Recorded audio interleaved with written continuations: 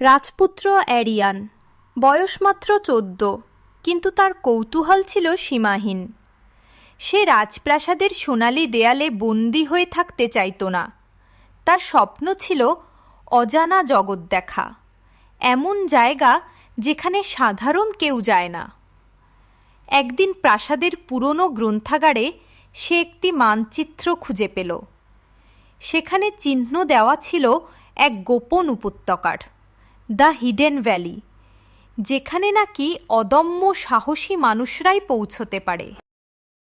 অ্যারিয়ান তার তলোয়ার, কিছু রুটি আর ঘনিষ্ঠ বন্ধু লিওনকে নিয়ে গোপনে বেরিয়ে পড়ল।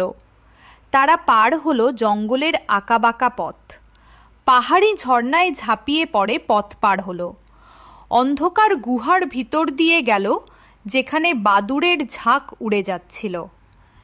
অ্যারিয়ান প্রতিবার ভয় পেলেও লিওন বলতো, রাজপুত্র, ভয় মানে তুমি বেঁচে আছো, সাহস মানে ভয়কে জয় করা। গভীর উপত্যকার পথে হঠাৎ এক বিশাল সাপ তাদের আক্রমণ করল। অ্যারিয়ান ভীত হলেও মনে পড়ল তার শিক্ষকের কথা, সত্যিকারের যোদ্ধা লড়াই করে শুধু শক্তি দিয়ে নয়, বুদ্ধি দিয়েও।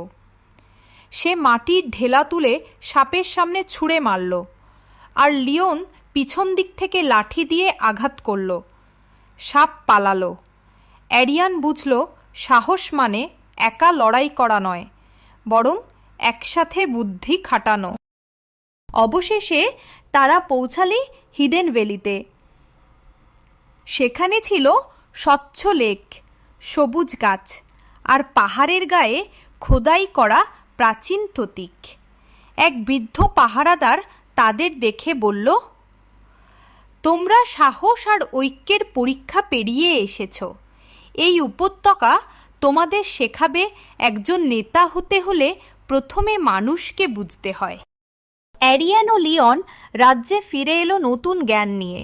সে বাবাকে বলল, একজন রাজা শুধু সিংহাসনে বসে শাসন করে না, সে তার মানুষদের পাশে দাঁড়িয়ে তাদের ভয় জয় করতে শেখায়। রাজা হাসলেন।